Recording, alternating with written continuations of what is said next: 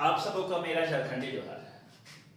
अगर मैं कहूँ कि मैं एक छोटा सा टीचर हूँ और मैं ये वीडियो बना रहा हूँ जैक बोर्ड के लिए, तो हो सकता है कि शायद आप मेरे वीडियो को ना देखें, लेकिन मैं विश्वास दिलाना चाहता हूँ कि ये जो वीडियो मैं बना रहा हूँ ये विद्युत धारा के चुंबकीय प्रभाव का है और आने वाले एग्जाम बोर्ड एग्जामिनेशन के लिए बहुत ही महत्वपूर्ण है।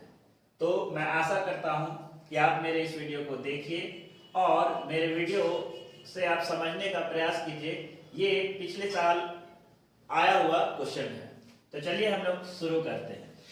निम्न की दिशा को निर्धारित करने वाला नियम लिखे। यानी यहाँ पे दो स्टेटमेंट दिया हुआ है, इन दोनों स्टेटमेंट में आपको बताना है कि कौन से नियम से ये होता है। यदि विद्युत धारा का चुंबकीय प्रभाव आप पढ़े होंगे तो आप तीन नियम के बारे में पढ़े होंगे।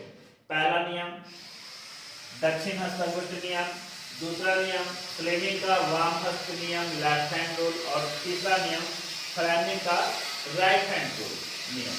तो पहला सवाल है हमारा, किसी विद्युत धारावाही सीधे चालक के चारों ओर उत्पन्न चुंबकीय क्षेत्र, किसी विद्युत धारावाही सीधे चालक के चारों ओर उत्पन्न चुंबकीय क्षेत्र का पता हम लोग किस नियम से लगाते हैं?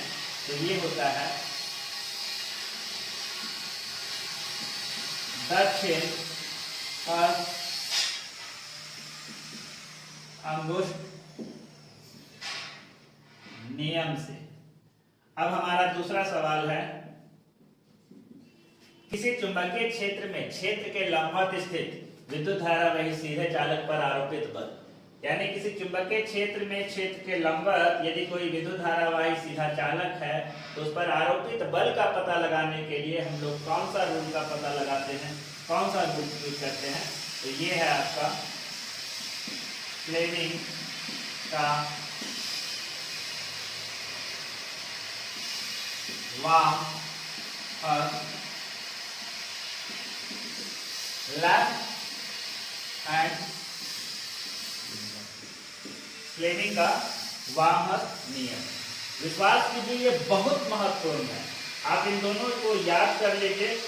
एमसीक्यू क्वेश्चन में भी आ सकता है और 2 नंबर का क्वेश्चन में भी आ सकता है। आप मेरे वीडियो को स्किप ना करें, क्योंकि अभी मैं आपको बताने जा रहा हूं दक्षिण हस्त अंगुष्ठ नियम क्या होता है और फ्लेमिंग का वाम हस्त नियम क्या होता है। आप इसे स्क्रीनशॉट कर ले और बाद में इसको लिखना चाहे, समझना चाहे तो लिख ले, या पॉज करके भी वीडियो को आप इसको लिख सकते हैं। तो इसके बाद अब हम लोग क्या देखने जा रहे हैं? दक्षिण हस्त अंगुष्ठ नियम।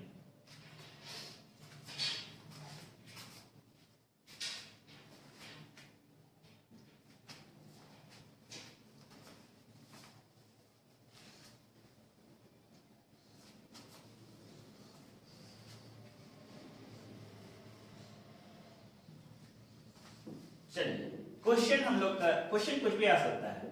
दक्षिण हस्त अंगुष्ठ नियम से आप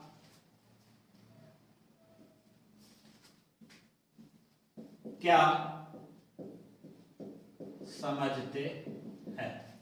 तो चलिए दक्षिण हस्त अंगुष्ठ नियम क्या कहता है? तो दक्षिण हस्त अंगुष्ठ नियम सबसे पहली बात तो ये दाहिने हाथ का बात करेगा, दाहिने हाथ का बात करेगा। दक्षिण हस्त अंगुष्ठ नियम तो दाहिने हाथ में अंगूठे का बात होगा और इन उंगलियों की बात होगी। दक्षिण हस्त अंगुष्ठ नियम क्या करता है?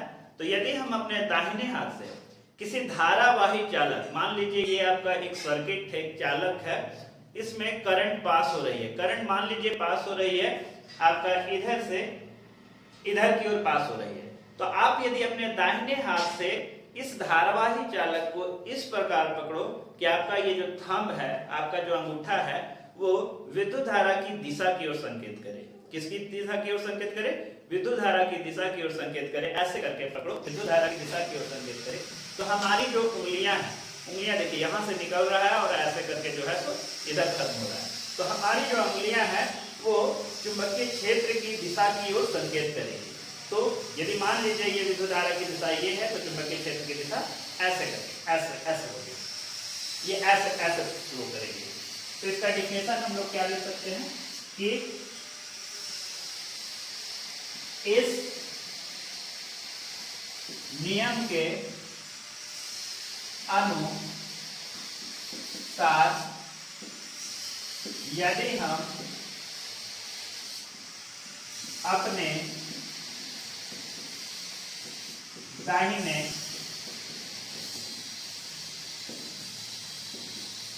हाथ से किसी धारावाही चालक को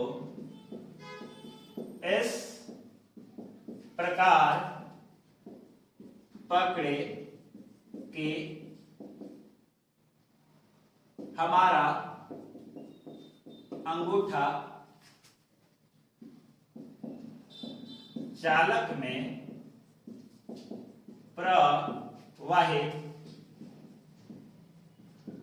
विद्युत धारा की ओर संकेत करे तो हमारी अंगुलियां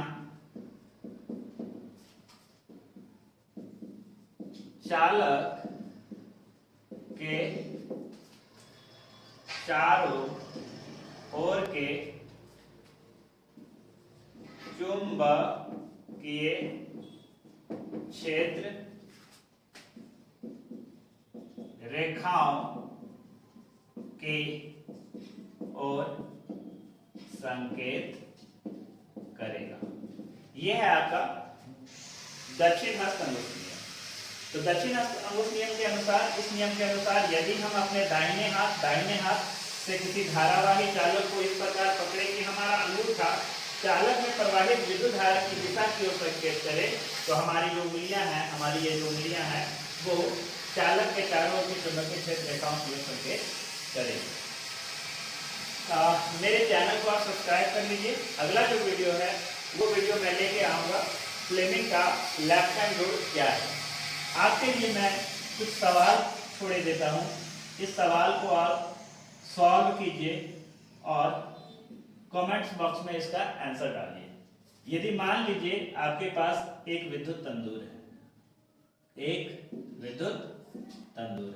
इस विद्युत तंदूर का जो शक्ति है वो शक्ति दिया हुआ है आपका 2 किलोवाट और ये जो है 220 वोल्ट पे प्रचालित है। तो इसे एक ऐसे सर्किट में रखा जाता है, जोड़ा जाता है, जिसका जो अनुमतांक है वो 5 एम्पीयर है। अनुमतांक जो है वो कितना है? 5 एम्पीयर। तो बताइए विद्युत तंदूर को उस सर्किट में यदि हम लोग जोड़ेंगे तो आपको क्या देखने को मिलेगा? क्या विद्युत तंदूर जो है तो सही ढंग से काम करेगा या कुछ और होगा? आज के लिए इतना ही। अगले वीडियो में बने रहने के लिए आप मेरे चैनल को सब्सक्राइब कीजिए। अगला वीडियो भी काफी इंपॉर्टेंट होगा। जैक बोर्ड, सीबीएसई बोर्ड, सारे बोर्ड अब आने ही चले हैं, आपके माथे पे हैं। तो आपको इसी तरह का वीडियो जो है एजुकेशनल वीडियो और जो बहुत जरूरी है, जो पिछले एग्जामिनेशन में आ चुका है, वो मेरे चैनल पे देखते रहने को मिलेगा। जय हिंद, जय भारत, झारखंडी जोहार आप सबको।